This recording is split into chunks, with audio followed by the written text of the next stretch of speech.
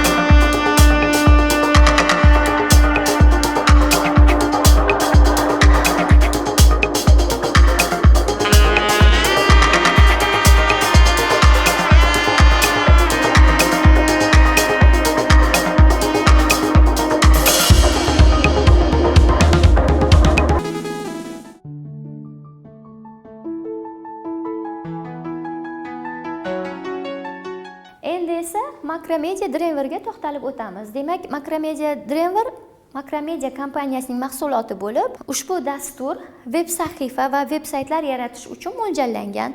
Dasturga bunda ham turli xildagi rasmlar, suratlar, jadvallar, audio, ya'ni tovushli ma'lumotlar va bir qancha matnlar kiritish imkoniyati ham mavjud ekan. Macromedia Dreamer dasturi vazifasiga ko'ra quyidagilarga bo'linadi. Demak, birinchisi hyperlink, ya'ni giperbog'lanishlar, gipersilka sizlarga tanish. Keyingisi images, rasmlar joylashtirish, table, jadvallar yaratish, Macromedia Flash, animatsiya effektlari va tugmalarni joylashtirish. Tugma bizda, demak, dasturlarda button deb nomlanar edi.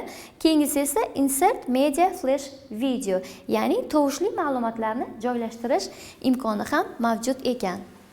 Biz esa sizlar bilan asosan Macromedia Flash dasturi haqida tushunchaga, ma'lumotga ega bo'lamiz va shu dasturda ishlashni o'rganib olamiz. Flash dasturi asosan vektorli grafikadan foydalanishga mo'ljallangan. Demak, uni sifati juda ham yaxshi bo'lmasa-da, hozirgi kunda SWF formatida ishlaydigan, demak, mutaxassislarga juda ham ko'p imkoniyatlar yaratib berilgan. Shu sababli, demak, hali ham shu dasturdan foydalanib kelinmoqda va unda ishlash juda ham oson. Demak, Macromedia Flash dasturini qanday ishga tushirilish ketma-ketligini ko'rib chiqamiz. Demak, dasturni yuklash uchun pusk, все программы, Macromedia, Macromedia Flash va Flash dasturi ochilgandan so'ng Flash dokumentni belgilaymiz va bizda quyidagi ko'rinishdagi interfeys paydo bo'ladi. Demak, biz sizlar bilan interfeys bilan tanishib chiqamiz. Interfeys sizlarga unchalik qiyin tuyulmasa kerak, chunki biz sizlar bilan oldingi darslarda Photoshop dasturi bilan mukammal tanishib, o'rganib olgan edik.